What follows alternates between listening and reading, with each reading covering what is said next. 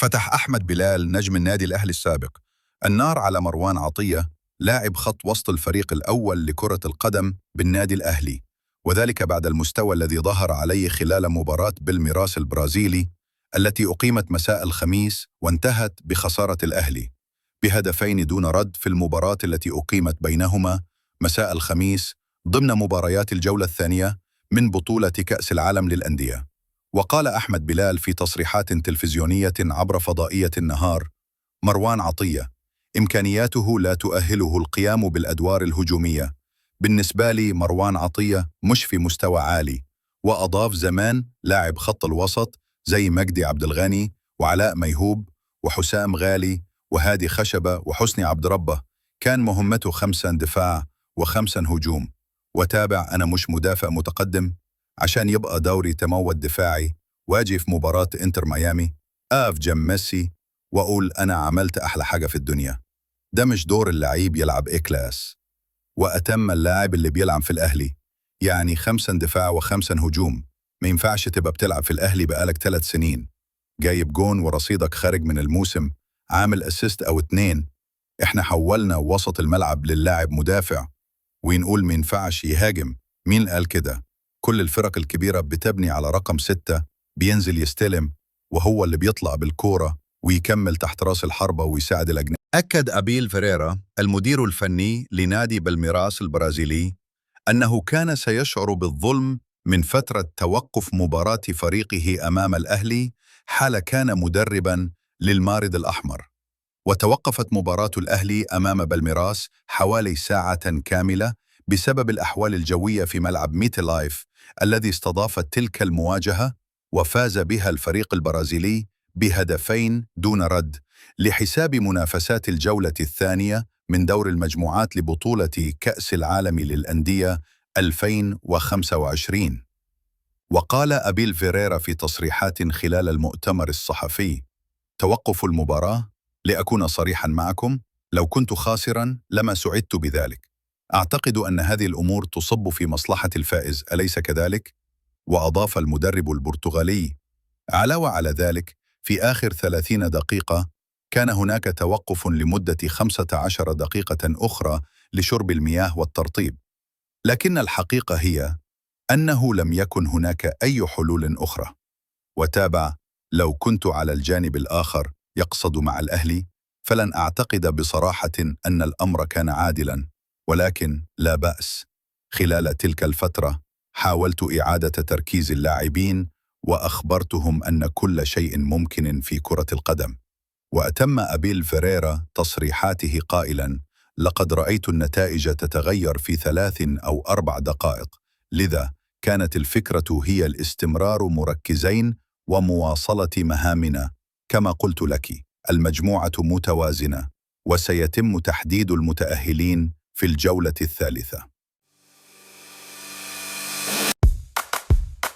يخوض النادي الأهلي منافسات بطولة كأس العالم للأندية ضمن المجموعة الأولى التي تضم إلى جانبه فرق إنتر ميامي الأمريكي، بورتو البرتغالي، وبالميراس البرازيلي.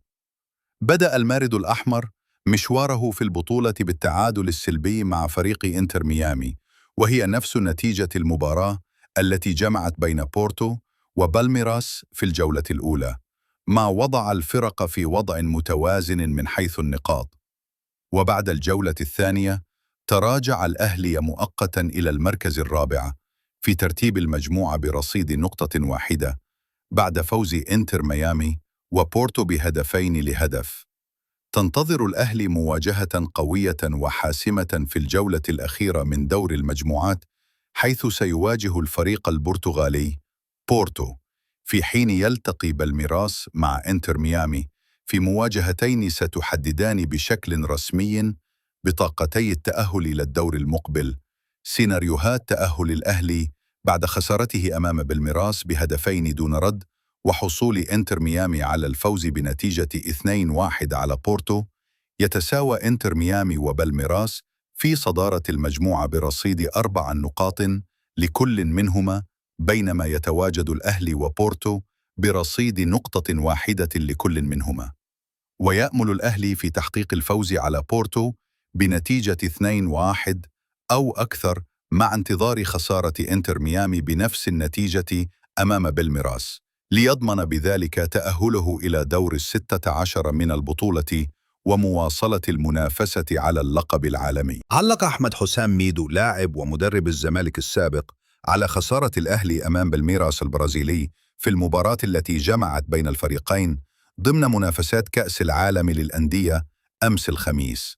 الأهلي سقط أمام بالميراس بهدفين دون رد في إطار الجولة الثانية من مواجهات دور المجموعات لبطولة كأس العالم للأندية المقامة بالولايات المتحدة الأمريكية.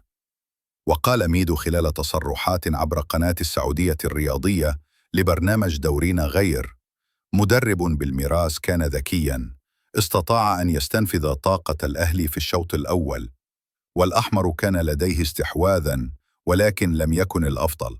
وأضاف: بالميراس من الفرق التي تتحكم في اللعب بدون كرة، وفي الشوط الثاني المدرب عمل على ضغط الأهلي من الأمام ونجح في ذلك وسجل هدفين.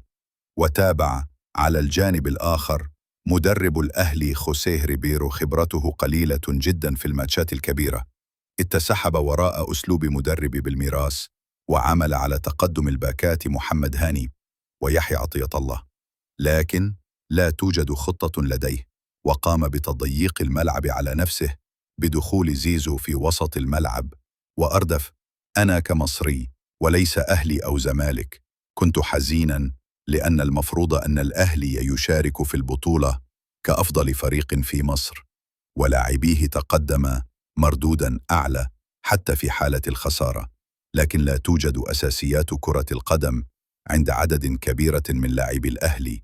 واستمر: حزين على حال الكرة المصرية بشكل عام، وحديثي ليس عن الأهلي فقط، لأنها وصلت لهذا الشكل ولا بد من مراجعة أنفسنا في مصر. وأتم: وصلنا لهذا الشكل بسبب أن الإعلام في مصر يعظم ويفخم من لاعبين محدودي الإمكانيات يظهرون أمام فرق أقل في الدوري المصري، لكن عندما تكون المواجهة أمام فريق أعلى تظهر الإمكانيات الحقيقية للاعبين.